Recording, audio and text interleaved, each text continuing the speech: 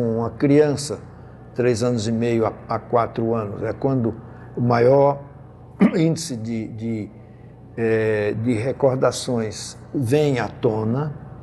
Então, nós temos toda essa metodologia muito bem sistematizada, com questionários, com fichas de controle, né? O Hernani traduziu, aprimorou isso, adaptou à nossa realidade. Nós temos a metodologia do Banerjee, né?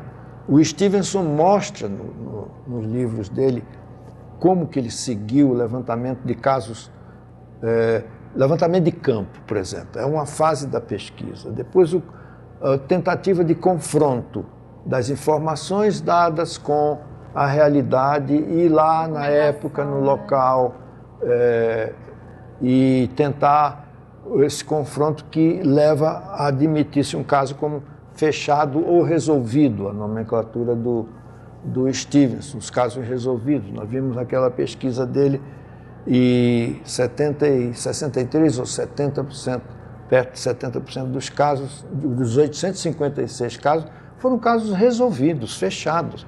As informações foram identificadas, autenticadas, melhor dizendo, legitimadas. Então é um negócio muito forte, sabe? A xenoglossia e a memória extracerebral confirmam a reencarnação? O Stevenson estudou casos de falar idiomas, por exemplo, na primeira infância, sem nunca ter tido qualquer contato com um país, com a língua. O Hernani tem um caso muito interessante, que ele chamou o caso Viviane, onde uma criança tinha expressões em italiano, não é? Isso foi aqui no Brasil. Ela nasceu onde? Em São Paulo, naturalmente. No bairro você vai dizer, todo mundo acha, não, mas São Paulo é meio italiano.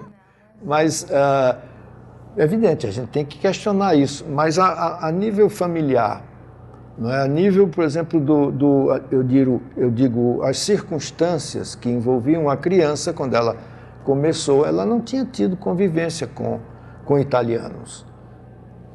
E ela não falava boneca, falava bambola. E a avó dela, que foi anotando tudo isso num diário, ela teve que buscar um dicionário de italiano para saber as palavras que a garotinha, quando começou a descrever cenas e episódios de uma suposta, a gente põe suposta porque tem que ser prudente com as coisas, né?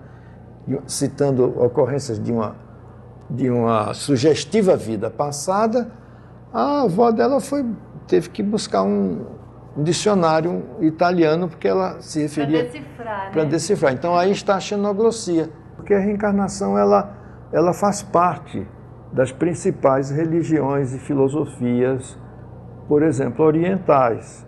Então a gente vai encontrar a reencarnação no hinduísmo, no islamismo, a gente vai encontrar no budismo, nas várias linhas do budismo, no próprio judaísmo. Se a gente for lá, por exemplo, com os gregos, Pitágoras era reencarnacionista porque ele lembrava de pelo menos 2 existências dele, né? E outros, Sócrates também, ele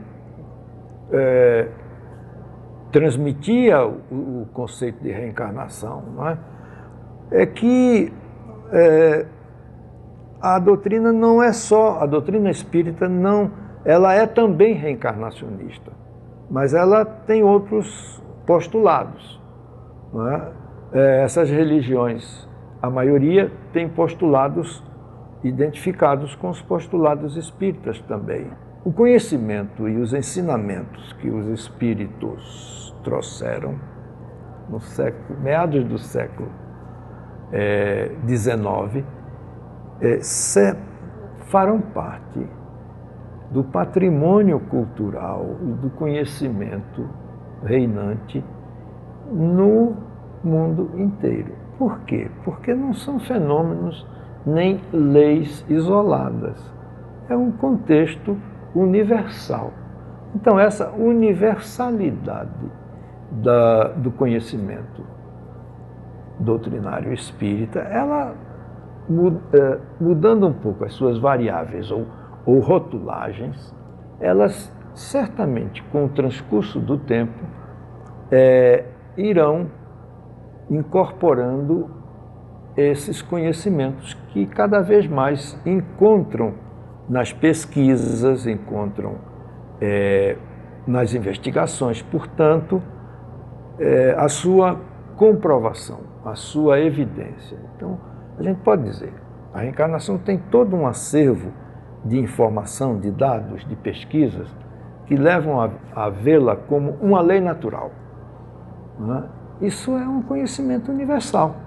Não é só patrimônio da doutrina espírita, é um patrimônio universal. A gente vai chegar um dia nesse planeta a ter uma linguagem mais comum entre todas as religiões, independente dos seus rótulos. Doutor Ney, muito obrigada por essa entrevista. Foi um grande prazer rever o senhor, ter o senhor conosco aqui no nosso estúdio essa noite e participando do nosso programa. Obrigada. Você nem precisa dizer do prazer que eu sinto em estar aqui com vocês, comungando desse carinho, desse ambiente. Isso para mim é recarregar baterias, é renovar energias. Um abraço muito grande a todos vocês e os parabéns por essa realização mais uma vez.